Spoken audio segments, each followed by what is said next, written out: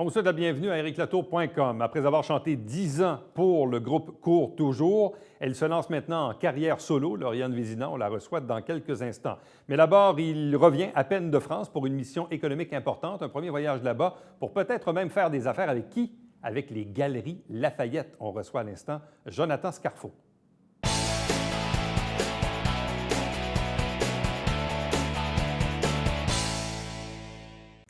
Du 31 mars au 6 avril dernier, 13 entrepreneurs mentorés, dont 10 de moins de 35 ans, ont participé à la Mission France 2019 du réseau M. C'est en fait la fondation de l'entrepreneurship au Québec. Et avec nous, l'un de ces participants, Jonathan Scarfo, qui est le président-directeur général de MVP, mon vendeur personnel. Il est avec nous. Bonsoir et bienvenue. Bonsoir. Comment on se retrouve, l'espace d'un instant, participant à une mission en Europe, en France, accompagnée par les gens du réseau M? Comment c'est arrivé? En fait, tout a commencé par mon mentor, que je salue, Rosaire Quévillon, que je ne me passerai pas d'ailleurs de Rosaire. En fait, c'est lui qui est mon mentor dans la cellule réseau M du Centre d'aide aux entreprises ici à Saint-Jean, qui me dit hey, « Jonathan, ton entreprise, tout ça, il y a une mission. » En fait, c'était il y a 2 ans. Quand je commençais à travailler sur le projet, il m'a parlé de ça cette première année-là. On doit appliquer, en fait, on doit comme passer des gens d'audition devant un comité, tout ça. Donc, la première année, mon projet n'était pas assez avancé, donc ça n'a pas fonctionné. Et cette année, là, avec les partenaires qu'on a actuellement, l'avancée qu'on a, j'ai réappliqué, puis je suis allé passer l'entrevue. Et puis, voilà, j'ai été accepté pour partir cette année en mission. Bon, avant de parler de la mission en tant que telle, parle-nous un peu de qu'est-ce que c'est que MVP, mon vendeur personnel. En fait, je donne souvent un exemple. Quand les gens vont acheter en ligne, c'est simple, c'est facile, c'est rapide dans le commerce de détail. Donc, beaucoup de ventes s'en va vers en ligne, Google, Amazon, ces choses-là. Ouais. Lorsqu'on se retrouve dans un commerce de détail, c'est rarement aussi simple, fluide et efficace qu'en ligne. Donc, MVP, entre autres par une application mobile, ce qu'on veut, c'est d'amener la facilité des achats en ligne, mais lors d'une expérience d'achat dans les magasins physiques. Amener une touche technologique, supporter les employés, les vendeurs qui sont dans les commerces physiques pour les outiller pour aider à mieux servir les clients. Mais un client qui a un employé qui est là et qui a déjà plusieurs personnes autour de lui ou qui ne veut pas attendre nécessairement, il sort de ses poches mon vendeur personnel et puis le système va lui dire sont où les produits dans le magasin, il peut s'informer en numérisant les codes barres, obtenir de l'information sur les produits. C'est comme si, disons, je me présente dans une grande surface, genre Rona ou BMR, pour donner comme exemple. Je rentre là, puis là, je ne sais pas, moi, je veux m'acheter une scie à chaîne. Là, le magasin est grand, le vendeur est occupé, puis là, je dis, bon, ils sont où les scies? Puis là, je pourrais aller sur mon application, puis là, on me dirait, OK, rangée 18, tourne à gauche, tourne à droite, puis t'es rendu? Oui, rangée 18, oui, dans la première version, si on veut. Ce qu'on travaille aussi, c'est un système de géopositionnement à l'intérieur des magasins. Donc, avoir carrément le chemin, comme tu viens de dire, un genre de GPS intérieur. Ça ne va pas être là dans la première version. Ça va être là, c'est dans les plans, dans les cartons, si on veut. Mais sinon, ça va me dire au moins dans l'allée, disons, A28.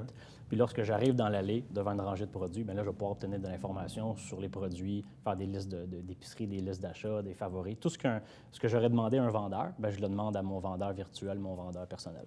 OK. Donc, mon vendeur personnel, il me suit lorsque je suis en position de consommateur, mais physiquement dans un commerce. Voilà. Évidemment, on va pouvoir s'en servir avant. Exactement, centre d'achat, un centre de rénovation, un magasin de vêtements, une épicerie. Okay. Donc, oui, on peut s'en servir avant de se rendre au magasin, mais la plupart des gens vont magasiner sur Internet le produit avant de se rendre. Lorsque je me rends dans le magasin, ils vont chercher un robinet pour refaire ma salle de bain. Je rentre dans la quincaillerie. OK, ils sont où les robinets? Je peux chercher un vendeur pour lui demander. Souvent, on essaie par nous-mêmes, mais là, on ne trouve pas. Donc, je demande à mon vendeur personnel, il est où? Puis, comment l'idée est venue? C'est quand j'ai travaillé chez Labbé, au centre-ville de Montréal, j'ai quitté en 2015, en fait, pour partir le projet. Je me suis rendu compte que dans un grand magasin, surtout, c'est sûr qu'une petite boutique, c'est différent, mais dans un grand magasin, dans un centre d'achat, il manque beaucoup de services à la clientèle, il manque d'expérience client. Donc, les gens sont de plus en plus pressés, sont habitués d'acheter en ligne, puis en 2-3 clics, j'ai l'information. Mais quand on se déplace dans un magasin, sont où les produits? J'ai de la misère à les trouver, je perds du temps, donc il manquait quelque chose dans les commerces physiques. Revenons maintenant à la mission France. Donc, tu as été en France pendant près de 2 semaines au total, dont la mission en tant que telle avec les autres entrepreneurs. Bon, une fois qu'on arrive en France, OK, là, il se passe quoi après? En arrivant? Oui, on nous book des rendez-vous, je Ouais, sais pas. en fait, le réseau M nous a vraiment... Moi, c'était la première fois, non seulement que j'allais en Europe, mais je n'avais pas démarché non plus. Évidemment, je connais mon marché ici, tout ça. Donc, ça fait 1 an que je sais que je vais partir. Et donc, on a eu plusieurs rencontres, dont 2 pleines journées de formation sur la culture là-bas. Comment, oui, ça parle en français, mais il y a plusieurs mots anglophones ou il y a des expressions qu'on ne dit pas. Donc, on a des 2 grosses journées de préparation qui nous ont vraiment aidés sur comment faire des affaires là-bas, mais juste comment interagir avec les gens. Et aussi, on s'est préparé à l'avance. Donc, envoyer des courriels, passer par des applications comme LinkedIn, essayer de prospecter déjà à l'avance pour que, rendu là-bas, on ait déjà des rendez-vous pour maximiser notre temps. Eux nous avaient déjà booké des rendez-vous, des visites officielles, si on veut, à la Délégation générale du Québec à Paris, à l'ambassade du Canada en France. Donc, il y a un super bel écosystème au niveau du Québec et du Canada pour outiller les entrepreneurs qui veulent aller à l'exportation. Donc, ils nous avaient planifié des rendez-vous, puis nous aussi, on s'en planifiait d'avance. Et lors des rendez-vous, j'ai obtenu beaucoup de contacts aussi que j'ai travaillé durant les jours que j'étais là. Bon, et là, parle-nous des Galeries Lafayette. Parce que les Galeries Lafayette, évidemment, quiconque est allé à Paris un jour a sûrement arrêté aux Galeries Lafayette. C'est quand même assez particulier, assez gigantesque également comme centre d'achat, de consommation et tout ça. Donc, comment le lien s'est-il fait avec les Galeries Lafayette?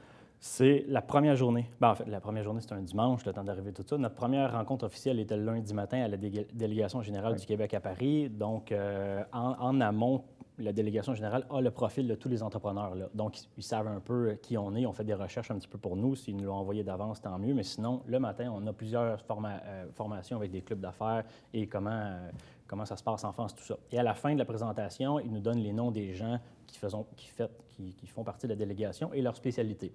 Donc, moi, je repère celui qui est technologie de l'information. Je m'envoie jaser un peu, puis il me dit, écoute, bon, tu as le commerce de détail, les technologies, as-tu pensé à Groupe Lafayette, les Galeries Lafayette? Ben, je dis oui, c'est sûr que j'y ai pensé, mais c'est pas sûr que j'appellerai en premier. C'est ça, parce que on me dit, je connais une telle personne, ça serait peut-être... en tout cas, je vais essayer de te mettre en contact, on ne sait jamais. Ben, je dis parfait. Donc, il nous met en contact par courriel. 2-3 jours après, je n'ai pas de réponse pendant la mission. Donc, je le relance, cette personne-là. Puis là, je mets un peu de pression. J'ai dit, ben moi, je pars... je pars vendredi, donc si jamais j'ai la chance, ça serait là. Il me répond, il me dit viens me rencontrer vendredi. Et donc, non seulement c'est impressionnant, carrément juste dans le magasin, mais d'aller faire une présentation aux galeries. C'était quoi la réception? Extraordinaire. Honnêtement, qu'est-ce qu'ils ont dit? Sur quoi ils ont accroché? Bien, en fait, c'est que, dans le fond, le problème, les technologies de mon vendeur personnel, on ne réinvente pas nécessairement la roue. On n'a pas inventé. Ce n'est pas quelque chose de magique. Ces technologies-là existent déjà sur le marché. Les grandes entreprises ont déjà investi beaucoup, mais chaque entreprise fait sa propre application mobile qui est utilisable juste chez elle. Donc, nous, l'innovation n'est pas juste dans la technologie, elle est dans le fait que les gens en général ne téléchargent pas 24 applications mobiles. Ça prend trop de place dans le téléphone. Donc, les applications mobiles des magasins sont peu téléchargées parce que les gens ne les gardent pas longtemps. Donc, il y avait l'innovation technologique, c'est sûr, de notre entreprise, mais le mode de commercialisation, qu'on va être dans plusieurs magasins à la fois, ça les intéressait aussi. Et l'intelligence artificielle aussi derrière le produit, parce que juste donner de l'information sur les produits, c'est une chose, mais tout l'intelligence en arrière, l'analytique qu'on donne aux magasins, ça, il ne m'a pas dit qu'il n'y avait pas ça, mais disons qu'on pourrait être complémentaire à leur technologie. Ça va être quoi la suite? Parce que là, une fois qu'on revient au pays, on retombe un peu dans nos bottes. Là, on se dit, hey, wow, OK, je viens d'aller faire une mission, ça a été super intéressant. Bon, j'ai appris beaucoup de choses. Tisser des liens d'affaires. Bon, Galerie Lafayette, effectivement, si ce genre d'entente-là venait qu'à se concrétiser, c'est quand même une rampe de lancement assez incroyable. Mais là, une fois qu'on revient ici, qu'est-ce qu'on fait pour la suite? C'est quoi le suivi de tout ça? Oui, c'est de pas remettre les pendules à l'heure, mais de se dire, OK, qu'est-ce qu'on fait maintenant? Parce que là, on a un tout nouveau marché qui s'offre à nous. On n'a pas doublé l'effectif en tant qu'employé, tout ça. Donc, puis on a un projet pilote qu'on va faire ici à Saint-Jean cet été. Donc, le plan, c'est... parce que les Galeries Lafayette, c'est une chose, mais il y a un centre commercial aussi à Rennes, dans une ville un peu plus loin, qui nous a dit OK, go quand tu vas être prêt, on peut faire un projet pilote. À Nice aussi, il y a des papiers boutiques. À Nice, oui, il y a des places... C'est vraiment énorme comme marché. Donc là, nous, il faut juste on n'avait pas prévu tout de suite aller On avait prévu aller à l'international, mais cette mission-là m'a fait découvrir que le monde est assez petit maintenant, puis Ouais. il faut planifier quelle est notre expansion puis notre plan de commercialisation ici au Québec, mais faire attention pour, oui, si on planifie là-bas, comment pas être à moitié dans les deux. Donc, vraiment bien faire les choses. C'est toujours le danger de s'éparpiller, c'est-à-dire on ne veut pas brûler d'étapes, mais en même temps, si on a un gros joueur qui arrive, ça peut être quand même un moment important dans l'histoire de l'entreprise. Là. C'est sinon le plus important. Donc, je fais des suivis. C'est sûr que la journée que je vais y retourner, ça va être pendant plus que 2 semaines, 2-3 semaines pour être bien certain de faire les rendez-vous puis d'avancer certaines choses. Mais on continue d'avancer tous les suivis, ce qui se passait ici. Mais évidemment, on a une antenne là-bas pour s'assurer d'avancer les projets puis juste faire les bonnes étapes là, au bon moment. Qu'est-ce que tu retiens de toute cette expérience-là? Parce que c'est quand même assez condensé, là. Ça arrive vite, là, puis après ça, il faut comme avaler les bouchées un peu, puis décanter. Là. Exact, c'est le mot que j'avais. Ce que je retiens, c'est que, en fait, j'y allais là pour plus comme découverte, comme apprentissage, mais je me rends compte que c'est possible de faire des affaires partout. De toute façon, aujourd'hui, là, avec la mondialisation, avec Internet, on a des concurrents tout de suite à l'international. On s'en rend pas compte. On s'en rend pas compte à l'instant, mais ce que je me rends compte, c'est qu'il y a beaucoup d'organismes au Québec qui facilitent le lien. On n'est pas tout seul. Faire ça tout seul, c'est une chose. Je n'aurais pas pensé faire ça tout seul, moi, avant. Je ne me serais pas senti capable. Mais maintenant qu'on m'a donné les guides, on a agi comme repère, puis là, j'ai mes points de repère. Demain matin, je pourrais retourner là-bas puis être à l'aise. Donc, je me suis rendu compte que c'est possible, vraiment. C'est-à-dire qu'il n'y a pas de frontières. Il peut y avoir des barrières là, qu'on doit franchir, mais il n'y a pas de frontières en tant que telles. Non, parce qu'en fait, il y a juste ceux qu'on se met nous-mêmes. Ouais. Parce que, oui, la législation est différente, mais on n'est pas les seuls à avoir pensé à faire l'export. Il y en a d'autres qui ont fait le chemin, qui ont pavé le chemin avant nous, puis il y a plusieurs organismes qui ne nous donnent pas les réponses, mais si tu as un bon produit, tu es confiant en toi, puis il n'y a pas de limite, en fait. C'est bien s'entourer, puis c'est possible. Jonathan Scarfo, merci beaucoup. Félicitations encore une fois. Bonne chance, surtout pour la suite. Parce que c'est surtout ça l'affaire. On veut qu'il y ait une suite. Hein? Oui, il faut que ça soit... oui, c'est bien. Il faut profiter des occasions qui nous ont été données là-bas. Merci. Merci. Reste avec nous puisqu'au retour, elle se lance maintenant dans une carrière solo.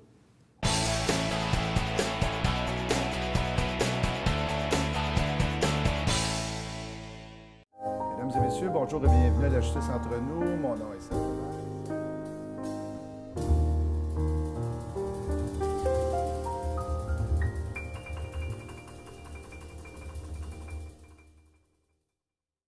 Salut, c'est Alexandre Baudouin. Et François Trépanier. François, cette semaine à Sport Express, on parle d'objets de collection. Oui, du Salon du collectionneur avec notre ami Maxime Bélair. Voilà. C'est quoi ça? Ça, c'est une belle voiture de NASCAR. Ça a juste tourné à gauche, cette voiture-là. Jamais tourné à droite.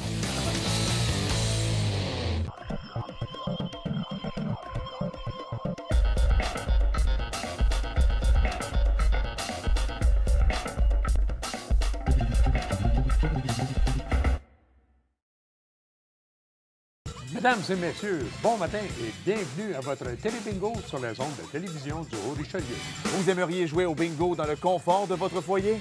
C'est possible. Tous les dimanches matins, 9h30, à la télévision du Haut-Richelieu, maintenant en haute définition au 609. C'est 4 000 $ en prix à chaque semaine. Pour vous procurer les livrets du télébingo, c'est facile. Consultez la liste de nos 30 dépositaires au www.tvhr9.com.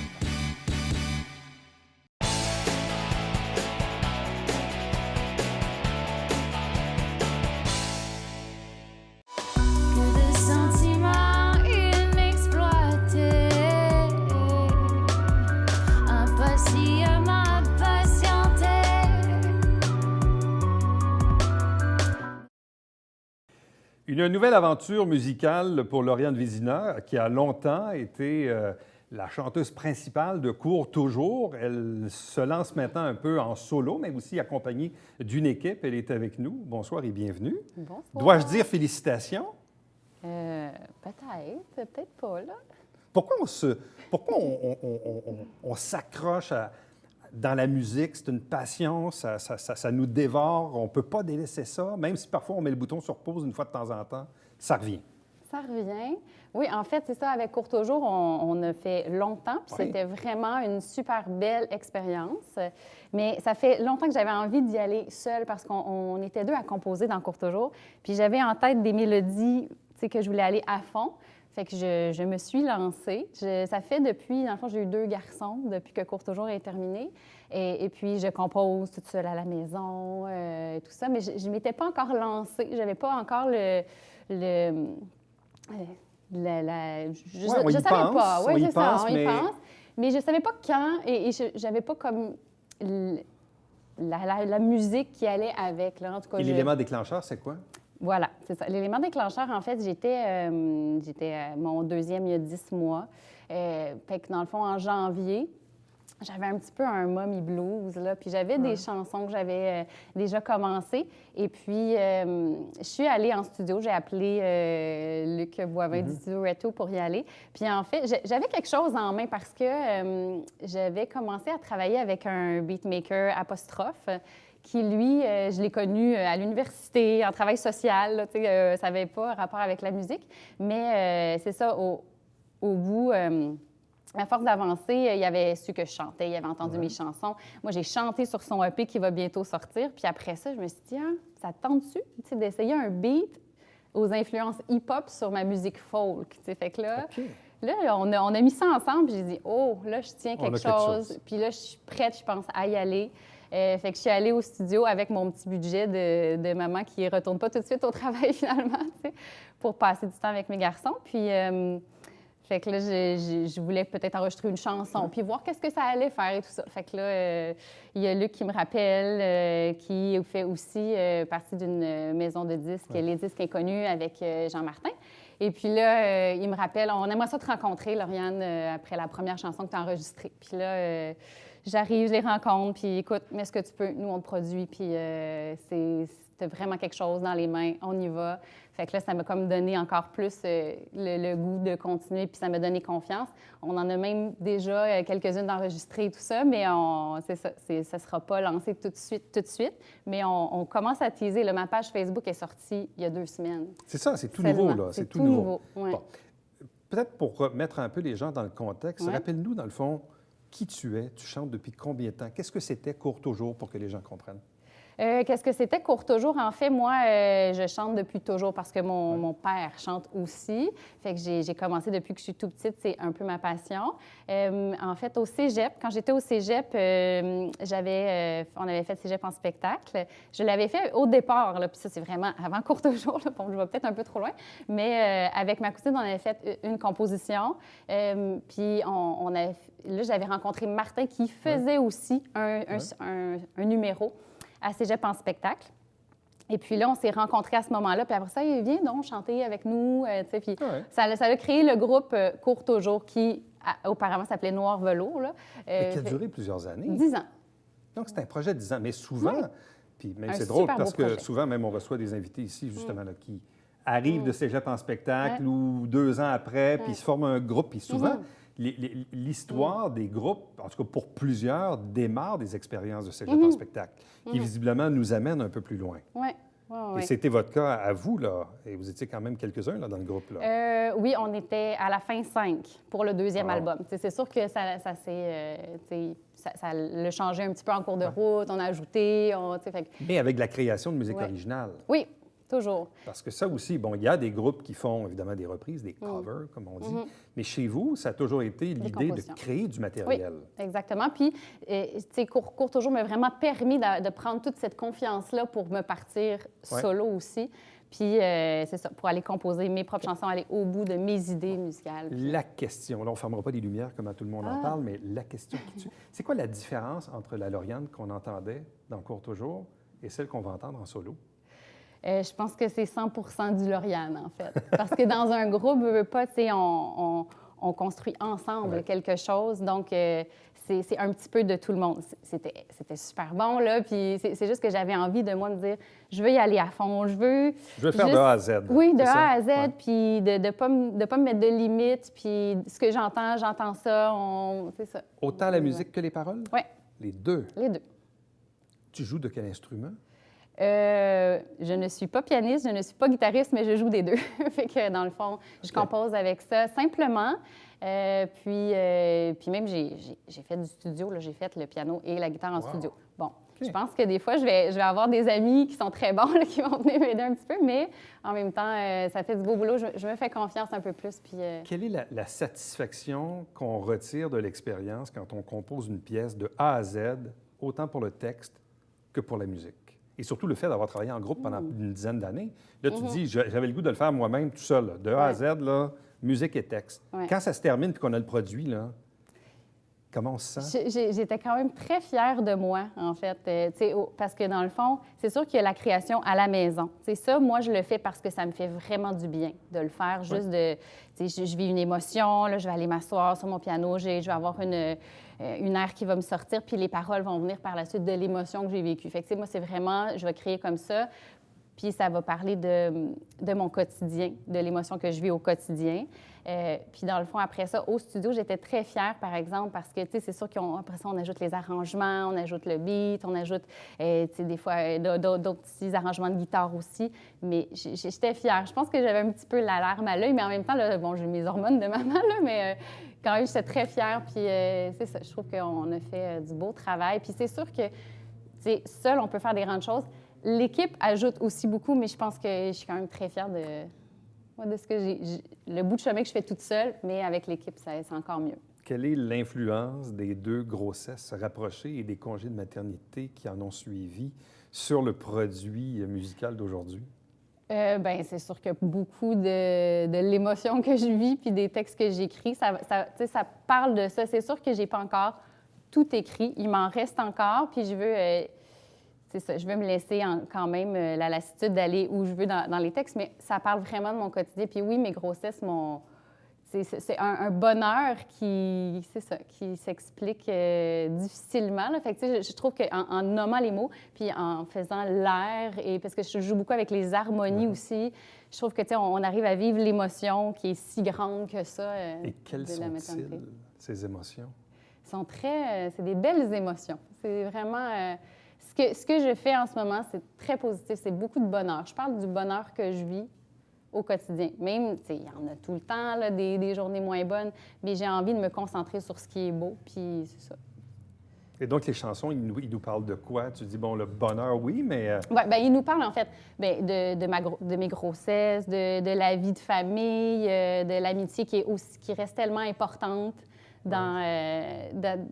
quand on devient maman aussi, comment je veux élever mes garçons, toutes les questions environnementales qui sont là, puis que nous, on veut transmettre ça à nos garçons aussi. Donc, c'est ça, tout ça, de comment j'ai rencontré mon amoureux qui a comme changé ma vie, pas ma vie, là, sauf qu'en même temps, il a apporté, il me propulse vers l'avant. Fait que, toutes ces choses-là qui sont belles. Et là, jusqu'à présent, tu as composé combien de chansons? Bien, là, j'en ai... Je sais pas si j'ai le droit de le dire. Là, j'en ai 3 qui sont enregistrés, puis j'en ai comme 3 autres qui sont terminées à la maison.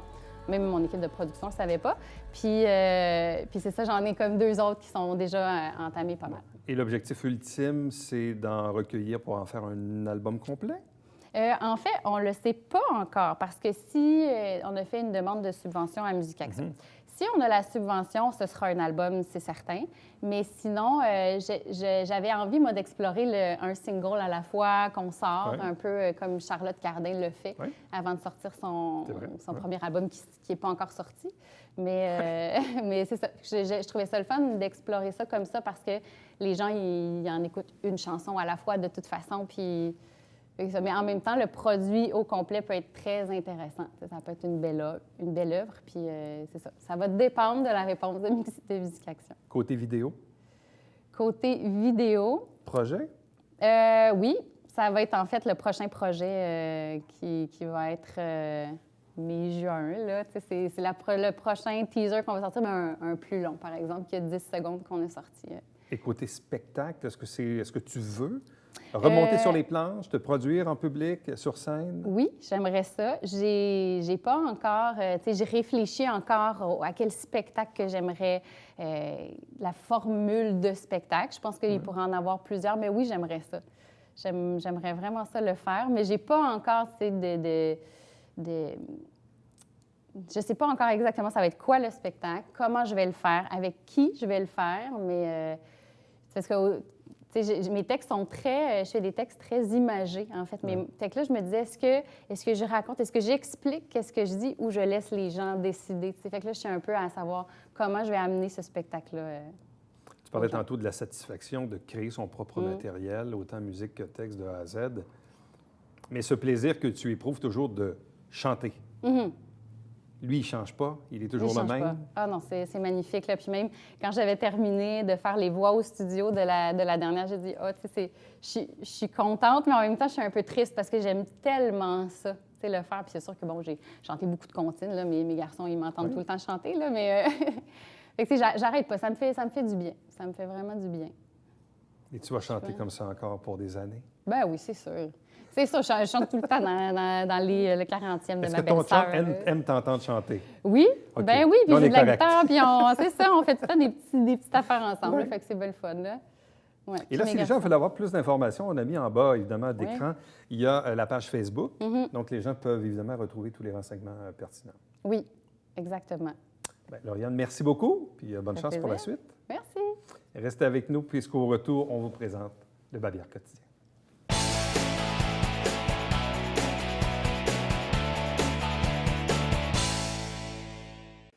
C'est un gros événement. C'est le Marathon des érables. Ça se tient à Mont-Saint-Grégoire depuis plusieurs années déjà. Et il y a plusieurs participants à ce marathon. Donc, bref, il va y avoir de l'action en fin de semaine, en fait, samedi, à Mont-Saint-Grégoire. Chaque semaine, on vous présente des extraits des travaux du Conseil de ville. L'émission s'appelle Saint-Jean-sur-Richelieu. Si vous la ratez, évidemment, elle se retrouve également sur notre site Internet. Vous savez que la ville tient une fois par mois un conseil de ville. Et avec un conseil, on choisit des extraits qu'on redistribue dans 4 émissions, donc dans les 4 semaines qui suivent. Chaque dimanche matin, à 9h30 en direct, c'est le Télé Bingo, 4 000 en prix, 30 dépositaires pour acheter vos livrets. Il y en a un peu partout sur le territoire. Pour avoir la liste, allez sur notre site Web. Et entre-temps, pour m'écrire, commentaires, suggestions, Éric Latour en un mot à commercial tvhr9.com. À demain. Bye-bye.